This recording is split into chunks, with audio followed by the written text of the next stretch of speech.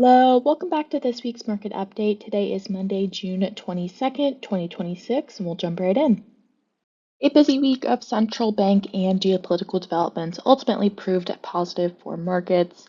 Stocks initially moved lower in the first half of the week following the first Federal Reserve meeting under Chair Warsh, but later recovered as investors reacted favorably to the announcement of an interim U.S Iran peace agreement. As of Friday, June 19th, the Nasdaq Composite gained 2.43%, while the S&P 500 gained 0.93%, and the Dow Jones Industrial Average up just over 70 basis points last week. Moving into the week's economic and market news, June's FOMC meeting marked the first under Fed Chair Kevin Warsh and provided investors with an early look at how the central bank may operate under new leadership. As expected, the Fed left rates unchanged at a rate of 3.5 to 3.75%, though the meeting suggested a greater emphasis on inflationary risks as well as institutional reform than many had expected going into the meeting. One of Warsh's first initiatives was the creation of 5 task forces focused on Fed communications, the balance sheet, the use and reliance on existing data, productivity and employment trends, including the impact of AI, as well as the Fed's inflation framework. The move signals an effort to modernize how the central bank evaluates the economy as well as conducts its monetary policy. Institutional change was also visible in the FOMC statement, which you can see here on the screen. It was shortened from more than 300 words in the prior statement to just 130 words now. It became much more straightforward and to the point, including the vote count, as well as the rate decision, and a brief summary of economic conditions. Also, during the press conference, Warsh repeatedly referenced price stability throughout the meeting, and that's also what contributed to some of Wednesday's sell-off last week, signaling that inflation remains a central focus of monetary policy, and we'll see how that fed into the SEP, the updated quarterly summary of economic projections, in the next slide. Looking at the updated summary of economic projections also released at the Fed meeting, we can see several changes from the prior projection in March. So first, you can see GDP growth was unfortunately revised slightly lower there. However, on the positive, the unemployment rate expectations was revised slightly lower, so that's a bullish sign there. Inflation was moved up quite significantly on both headline and core expectations. And then last but not least, a pretty significant change here. The Fed itself is now pricing in 1 rate hike by the end of the year. So currently rates are at a range of 3.5 to 3.75%. If the median Fed funds rate projection is at 3.8%, that suggests that there is a fair probability of a rate hike moving forward into year end. Also notable here, you can see the expectation for interest rates going into year end of next year, 2027. That was also revised upward, and the same for 2028.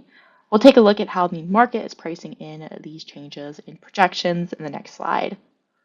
Following the Fed meeting and updated summary of economic projections, interest rate expectations in futures markets shifted in a more restrictive direction as well.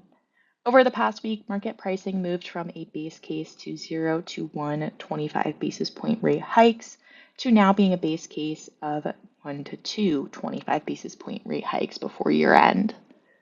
Current pricing suggests that the first 25 basis point rate hike could occur as early as September, with another potentially following in December.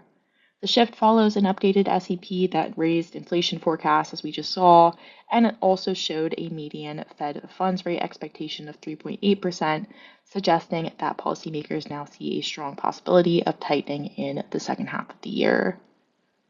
Also contributing to these changes in market pricing, Chair Warsh's repeated emphasis on price stability throughout the meeting reinforced this shift in expectations, signaling that the Fed remains focused on inflationary risks amid a stable backdrop of labor market conditions and economic expansion. Continuing on in our other economic data, retail sales came in stronger than expected in May, rising 0.9% during the month and up 6.9% from a year ago. Gas station sales were the largest contributors to growth, up 26.5% from a year ago, as elevated energy prices continued to impact consumer spending patterns. Outside of energy-related spending, several categories also showed solid growth. Electronics and appliance stores saw sales rise 6.3% from a year ago. Sporting goods and hobby stores increased 11.3% year over year, and non-store retailers, which is primarily online shopping, was up more than 12% from a year ago. Some categories were softer, however, with restaurant and dining sales rising just 2.7% year over year, a rate that has been cooling, and declining 0.1% during the month. Overall, though, the report suggests consumer spending remained solid in May despite the higher energy costs and inflationary pressures. Last but not least, the Conference Board's leading economic index rose 0.1% in May, marking its second consecutive monthly increase following a small gain in April. The improvement was driven almost entirely by financial components, with stock prices as well as the interest rate spread contributing to the increase, while other categories were negative. So looking at those, we had average expectations for business conditions continues to be a pretty heavy drag, actually the heaviest drag over the past 6 months in terms of the non-financial components, as well as a slight drag from an increase in average weekly initial claims that we took a look at in previous weeks, although that remains in a fairly healthy range. It's just come up a little bit in the past few weeks. Although the LEI's underlying components remain mixed, the index has remained out of recessionary territory for more than a year now, suggesting a relatively neutral economic outlook based on the index on its own. So that concludes this week's market update. We really appreciate you tuning in, and we look forward to seeing you again very soon.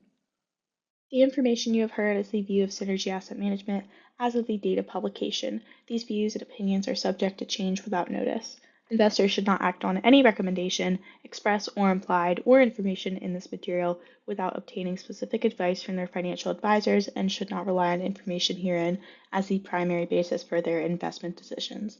Information contained herein is based on data obtained from publicly recognized sources and is believed to be reliable and is not expected to be updated after initial publication. This information has not been independently verified, and Synergy makes no representations or warranties as to its accuracy. The material has been prepared solely for informational, educational, and market commentary purposes and is not a solicitation of advisory services or an offer to buy or sell any security or to participate in any trading strategy.